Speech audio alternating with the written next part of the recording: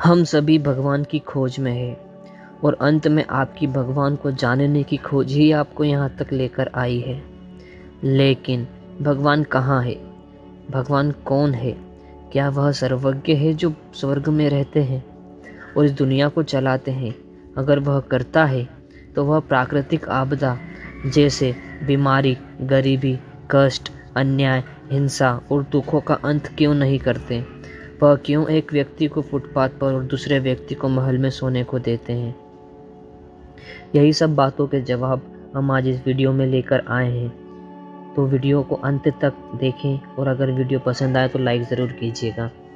आइए भगवान कौन है इसको सूरदास जी की कहानी से समझते हैं। एक बार 5 सूरदास को कहा जाता है कि आप सब हाथी देखने जाइए और जाकर देखिए कि हाथी कैसा होता है। वे 5 सूरदास तो नेत्रहीन थे।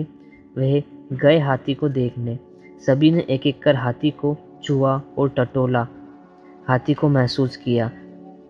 जब जैसा जिसको जो महसूस हुआ उसने हाथी को वैसा ही समझा। एक के हाथ हाथी का पैर आया, उसने कहा हाथी खंबे जैसा है। एक के हाथ हाथी की पीठ आई तो उसने कहा हाथी तो दीवार जैसा है। एक के हाथ हाथी की पूंछ आई तो उसने कहा हाथी तो रस्सी जैसा है। एक के हाथ हाथी की सूंड आई तो उसने कहा हाथी तो सांप जैसा है। एक के हाथ हाथी के कान आए तो उसने कहा हाथी सूप जैसा है। इसमें से सत्य क्या है? क्या यही सभी सत्य है या फिर कोई एक सत्य है?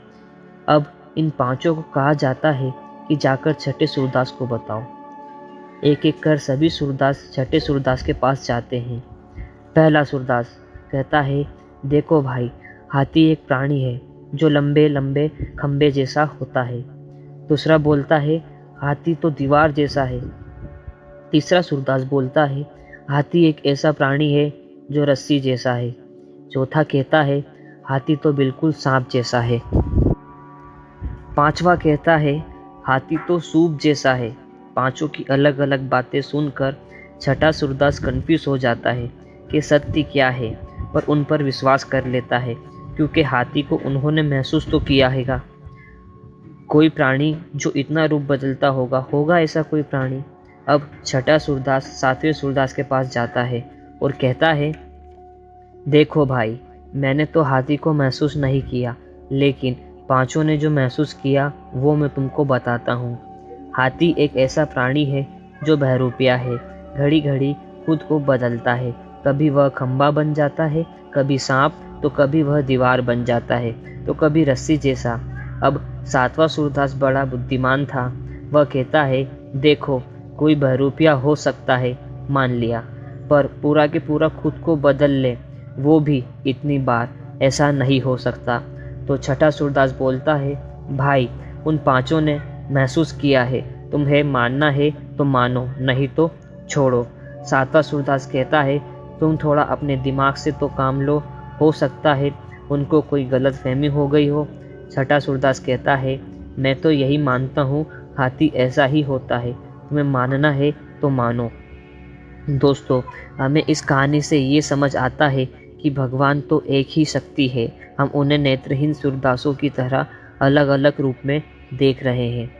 श्री कृष्ण ने भी अर्जुन से कहा है कि हे अर्जुन, मैं ही ईश्वर हूँ, मैं ही संसार हूँ, मैं ही संसार का प्रत्येक कर्ण हूँ, मैं ही सूर्य और मैं ही चंद्र हूँ, मैं सूर्य से भी अधिक पुरातन हूँ और मैं ही किसी नए वृक्ष की कली से भी नया, मैं ही सारे मनुष्य हूँ, मैं ही सब हूँ, मैं ही तुम में हूँ और मैं ही प्राण हूँ। दोस्तों, जब तक आपके पास में कौन हूँ, भगवान कौन है, यह अज्ञानता है और इस अज्ञानता से आप यह मानते हैं कि मैं सिर्फ और सिर्फ एक मिट्टी का पुतला या शरीर, एक साधारण जीव हूँ, तब तक आप कुछ नहीं कर सकते।